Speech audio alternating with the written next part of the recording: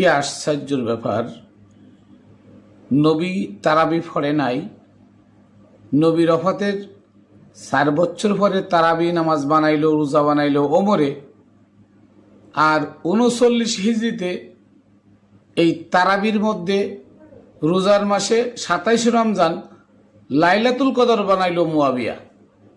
কি আশ্চর্যের ব্যাপার, একটা লোক ইতিহাস জানে না, একটা লোক আসল খবর জানে না, সব শোনা কথাই আমরা কি করি, মুল্লাদের পিছনে দৌড়াই। আসুন এই সম্পর্কে বিস্তারিত কথাগুলো বলি। লাইলাতুল কদর কবে?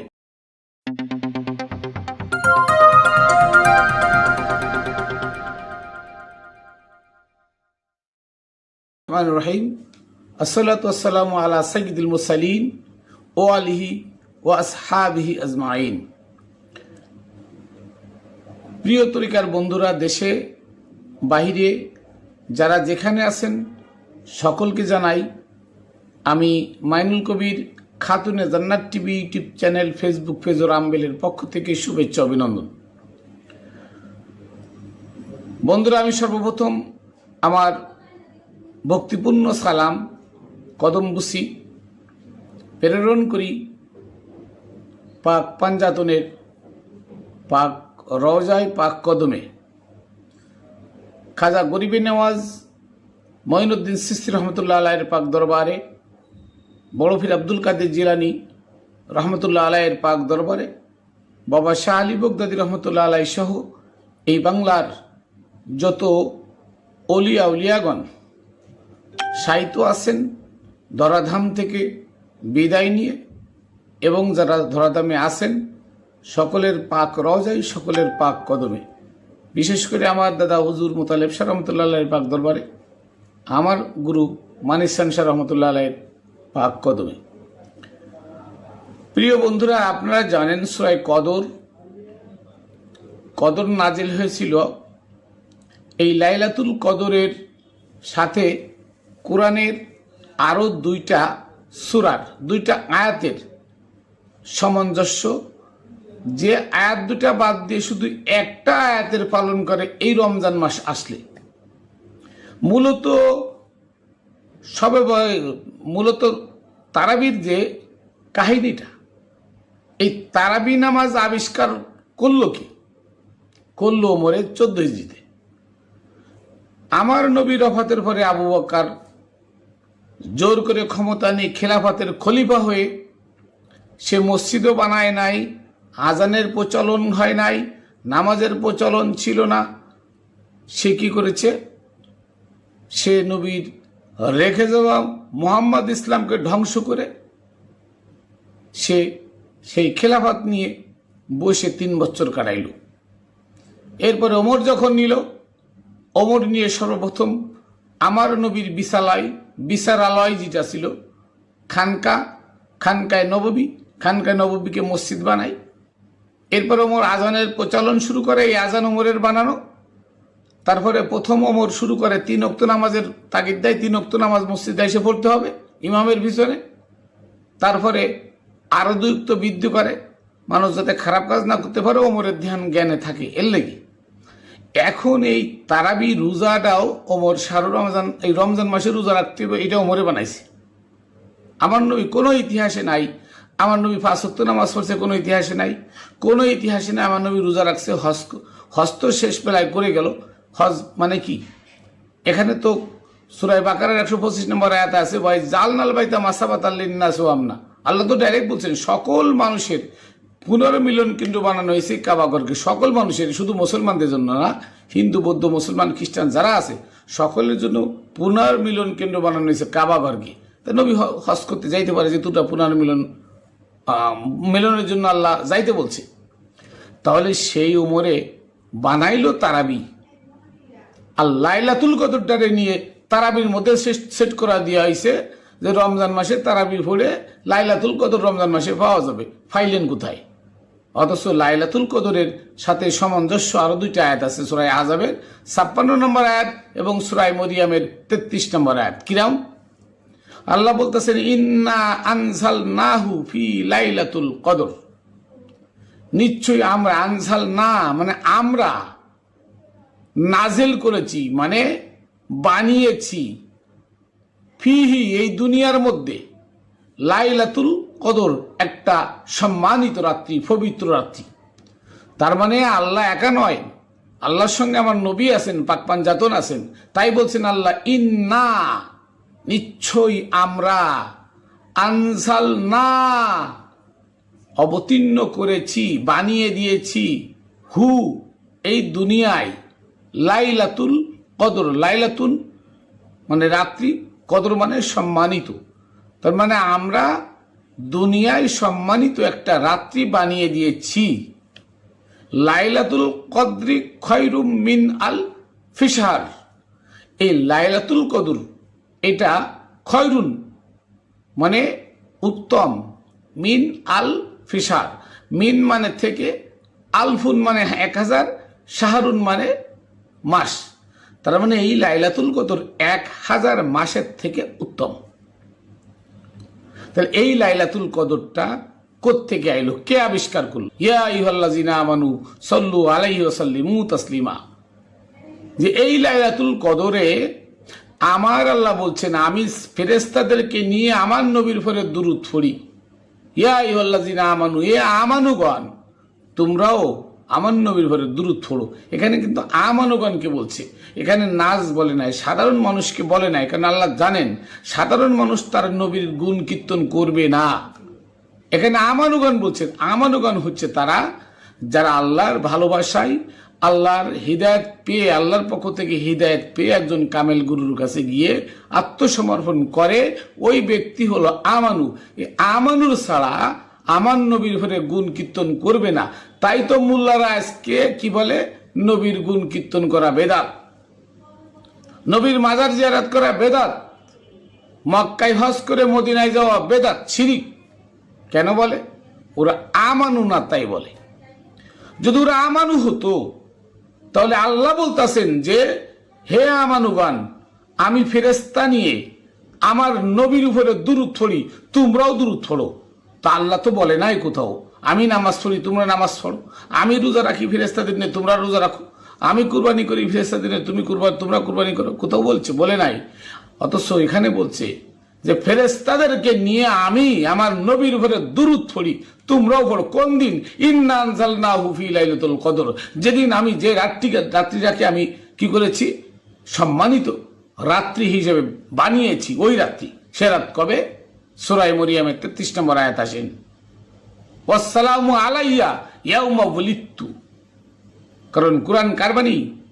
এখানে আয়াত দ্বারা প্রমাণ কোরআন কার বাণী? কোরআন আমার নবীর বাণী। সূরা হাক্কা 40 নম্বর আয়াত, ইন্নাহু লাকাউলু রাসূলিন কারীম, নিশ্চয়ই কোরআন সম্মানিত রাসূলের বাণী। সূরা তাকবীর 19 নম্বর আয়াত, ইন্নাহু লাকাউলু রাসূলিন কারীম, নিশ্চয়ই কোরআন সম্মানিত রাসূলের বাণী। তাহলে কোরআন যদি রসুলের বাণী হয়, তাহলে সূরা মারিয়ামের 33 নম্বর আয়াতে ডাইরেক্ট আমার নবী বলতেছেন ওয়াসসালামু, এখানে আদেশ করা হচ্ছে ওয়াসসালামু, তোমরা সালাত সালাম পড়ো, দুরূদ পড়ো, মিলাদ পড়ো, আলাইয়া আমার উপরে, ইয়াউমা বুলিদতু যেদিন আমার জন্ম হয়েছিল। তার মানে লাইলাতুল কদর, এই লাইলাতুল কদর সূরার কদরের সাথে সূরা মারিয়ামের 33 নম্বর আয়াত এবং সূরা আহজাবের 56 নম্বর আয়াত একদম লাগানো, ওতপ্রোতভাবে লাগানো। কেন? এই লাইলাতুল কদরটা হচ্ছে আমার নবীর আগমন রাত্রি। এই রাত্রি থেকে সম্মানিত রাত্রি দুনিয়াতে আর নাই। আজকে যদি বলি যে ডক্টর মোহাম্মদ ইউনূস যদি ওই রংপুরের একদম গ্রামের মধ্যে একজন রিকশাওয়ালার বাড়িতে যায়, ওখানে গিয়ে যদি রাত্রি যাপন করে, তাহলে ওই রিকশাওয়ালার জীবনে সব থেকে সম্মানিত রাত্রি হবে এটা। কারণ এই বাংলাদেশের 18 কোটি মানুষের দায়িত্ব যার উপরে ডক্টর মোহাম্মদ ইউনূস, উনি একজন এই বাংলাদেশের খ্যাতনামা বা বাংলাদেশের গৌরবময় একজন লোক। তো উনি যদি একজন রিকশাওয়ালার বাড়ি গিয়ে রাত্রি যাপন করে, ওই রিকশাওয়ালার জীবনে এত বড় সম্মানিত রাত্রি আর নাই। তাহলে কুল কায়নাতের বাদশা যিনি, যাকে সৃষ্টি না করলে নবী পূর্বের নবী রসুল অলি আউলিয়া, হ্যাঁ, এই আসমান জমিন কিছু সৃষ্টি হতো না। যিনি না আসলে আমরাও আসতাম না। তাহলে সেই নবীর, সেই সম্মানিত ব্যক্তির যে রাত্রি আগমন হলো, ওই রাত্রির থেকে সম্মানিত রাত্রি সারা দুনিয়ায় আর একটাও কি আছে? আমরা হতভাগা। ওই রাত্রির কথা শুনলে, যেদিন আমার নবী আসছে, আমরা যখন বলি যে 12 রবিউল আউয়াল আসছে, এই 12 রবিউল আউয়াল আমার নবীর আবির্ভাব দিবস, আসো আমরা আমার নবীর আবির্ভাব দিবসে কি করি, তার উপরে সালাত সালাম প্রেরণ করি, তখন ওই মুনাফিকের গোষ্ঠীর গায়ে আগুন লেগে যায়। তারা কি করে? তারা লাফাইতে থাকে আর কয় বেদাত বেদাত, শিরিক শিরিক, হারাম। এই জন্য আল্লাহ বলছেন, ইয়া আইয়ুহাল্লাযিনা আমানু সাল্লু আলাইহি ওয়া সাল্লিমু তাসলিমা, হে আমানুগণ, তোমরাই আমার নবীর উপরে দুরূদ পড়ো। কেন? কারণ সাধারণ মানুষ ক্ষতিগ্রস্ত, তারা নবীর নাম শুনলে তাদের গাত্রদাহ হবে। তাই মোল্লা মুন্সি সব সাধারণ মানুষ, যতই টাইটেল করুক আর যতই সার্টিফিকেট আনুক, একটাও সাধারণ মানুষ ছাড়া আমানু না, সবই সাধারণ মানুষ। তাই আল্লাহ বলছেন, ওয়ালা আসরি ইন্নাল ইনসানা লাফি খুসর, সকল মানুষ বিপদগ্রস্ত, সকল মানুষ ক্ষতিগ্রস্ত, সকল মানুষ বিপদে আছে, ইল্লাল্লাযিনা আমানু, শুধু ওই সমস্ত মানুষ যারা আমানু, যারা কামেল গুরুর কাছে গিয়ে, আধ্যাত্মিক কোন গুরুর কাছে গিয়ে নিজের আমিত্বকে বিসর্জন দিয়ে গুরুর আনুগত্যকে স্বীকার করে নিল, তারা আমানু ছাড়া আমার নবীর এই আবির্ভাব দিবস এবং রাত্রিকে সম্মানিত আর কেউ মনে করে না। তাই তারা কি করছে? রোজার মাসের মধ্যে লাইলাতুল কদর বানিয়েছে। আর এই লাইলাতুল কদরের কাহিনীটা কি জানেন? এই লাইলাতুল কদর ওমর থেকে মুয়াবিয়া 39 হিজরি পর্যন্ত ছিল না। উসমানের আমলে লাইলাতুল কদর ছিল না, মাওলা আলীর সময় তো ছিলই না, ইমাম হাসানের সময়ও ছিল না। এটা বানালো কে? এরা বানাইছে মুয়াবিয়া 39 হিজরিতে। কিভাবে? 39 হিজরিতে রমজান মাস কুফার খানকায় সেই শেরে খুদা মাওলা আলী আলাইহিস সালামের পিছন থেকে আব্দুর রহমান ইবনে মলজুম তলোয়ার দিয়ে আঘাত করে মাথায়, আর তার মাথা ফেটে যায়। 19 রমজান আঘাত করে, উনি 20 রমজান ছিলেন, 21 রমজান শাহাদাত বরণ করেন। আর 21 রমজান শাহাদাত বরণ করার পরে মুয়াবিয়ার গুপ্তচর এই খবর, এই আনন্দের খবর আর কি, মুয়াবিয়ার জন্য এটা আনন্দের খবর, আর মাওলা আলীর যারা প্রেমিক ছিল তাদের জন্য এটা দুঃখের খবর। সেই মুয়াবিয়া কি করলো? মুয়াবিয়ার গুপ্তচর এখান থেকে খবরটা নিয়ে 27 রমজান সিরিয়ার দামেস্কের রাজধানী দামেস্কে, সেখানে গিয়ে মুয়াবিয়াকে সংবাদটা দেয়। দেওয়ার পরে মুয়াবিয়া কি করে? তার সকল ভক্তবৃন্দদেরকে বলে দেয় যে বাজারে যত মিষ্টি আছে, যত মদ আছে, যত মেয়ে আছে, এদেরকে নিয়ে মসজিদে ঢুকাও, সব মসজিদে ঢুকাও। ঢুকায় কি করো? সারা রাত তোমরা মদ খাও, মিষ্টি খাও, আনন্দ ফুর্তি করো। সারা রাত তারা এই আনন্দ ফুর্তি করলো। পরের দিন সকালবেলায় মুয়াবিয়ার দরবারে সকলে আসলো যখন, তখন বলল যে এইটাই হচ্ছে আমাদের জন্য একটা সম্মানিত রাত্রি, লাইলাতুল কদর। কদর আরবিতে বলে লাইলাতুল কদর। কেন? যে আমার শত্রু, তাকে মারার জন্য আব্দুর রহমানের মলজুমকে আমি টাকা দিয়েছিলাম 1000 স্বর্ণ মুদ্রা, এবং তার ওইখানে থাকা খাওয়ার খরচ। তো সেই আব্দুর রহমানের মলজুমের হাতে আমার দুশ্মন সিপ্পিনের যুদ্ধ যার সাথে করেছিলাম তাকে হত্যা করে আমি আনন্দিত হয়েছি। বদরের যুদ্ধে আমার বংশের 35 জন লোককে হত্যা করেছিল আলী। সেদিন থেকে আমাদের প্রতিজ্ঞা ছিল, আলীকে হত্যা করা না পর্যন্ত আমরা শান্তি পাব না।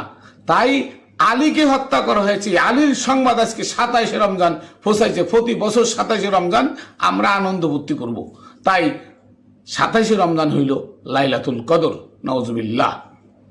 আর আজকে মোল্লা মুন্সিরা এই তারাবির মধ্যে খতম তারাবি পড়ায় লাইলাতুল কদর পালন করতেছে।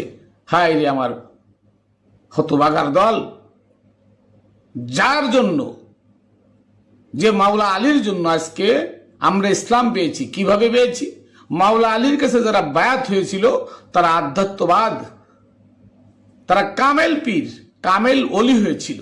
তাই তাদের মাধ্যমে সিলসিলার মাধ্যমে সুফিবাদের জন্ম হয়। আর এই সুফিবাদ সারা দুনিয়াতে ছড়ায় পড়ে মানুষকে তাদের আধ্যাত্মবাদ দিয়ে, তাদের মোজেজা দেখায়, তাদের অলৌকিক ঘটনা দেখিয়ে মানুষকে কি করছে, অন্য ধর্মের মানুষকে আত্মসমর্পণ করে মুসলমান বানাইছে। তাই আমরা আজকে বলি রেডিমেড মুসলমান, আমি মুসলমান, নাউজুবিল্লাহ। আমি মানুষ। মুসলমান তো সহজ কথা নয়। মুসলমান হতে গেলে তাকে দুনিয়া ত্যাগ করতে হয়। মুসলমান হতে গেলে তাদের সদেকিনদের সাথী হতে হয়। মুসলমান হতে গেলে সলেহিনদের সাথী হতে হয়।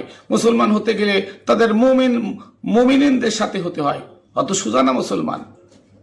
মুসলমান হতে গেলে তাকে দুনিয়া, তার বউ ছেলে আত্মীয় স্বজন সবকিছু ত্যাগ করার নাম মুসলমান।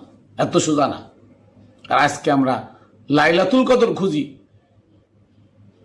কি তারাবির মধ্যে, রোজার মাসে লাইলাতুল কদর। নো, লাইলাতুল কদর হচ্ছে আমার নবীর আগমন দিবস। সূরা মারিয়ামের 33 নম্বর আয়াত ফেলাই দিবেন কি করে? সূরা আহজাবের 56 নম্বর আয়াত ফেলাই দিবেন কি করে? তাই নবী বলেছেন আসসালামু আলাইয়া ইয়াউমু উলিদতু, যেদিন আমার জন্ম হয়েছিল ওই দিনে তোমরা সালাত সালাম পড়ো, ওই দিনকে তোমরা আনন্দ ভর্তি করো, ওই দিন তোমরা নাচো গাও, মজা করো, মিষ্টি খাও। সেই দিনটা হচ্ছে লাইলাতুল কদর, সেই রাত্রিটা লাইলাতুল কদর। কারণ কুল কায়নাতের বাদশা যেদিন এ ধরা দামে আসছে, ওই দিনের থেকে উত্তম ওই রাতের থেকে উত্তম রাত সারা পৃথিবীতে আর কোনোদিন হবে না। তাই ওই রাত্রির নাম হচ্ছে লাইলাতুল কদর। আর ওই রাত্রি ইবাদত করা মানে কি, ওই রাত্রে আমার নবীর গুণ কীর্তন করা 1000 মাসের থেকে উত্তম।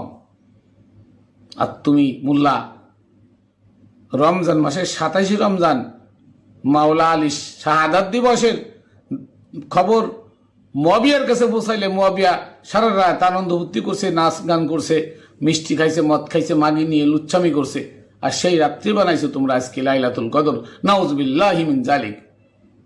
সাবধান হে আমানুগণ, সাবধান।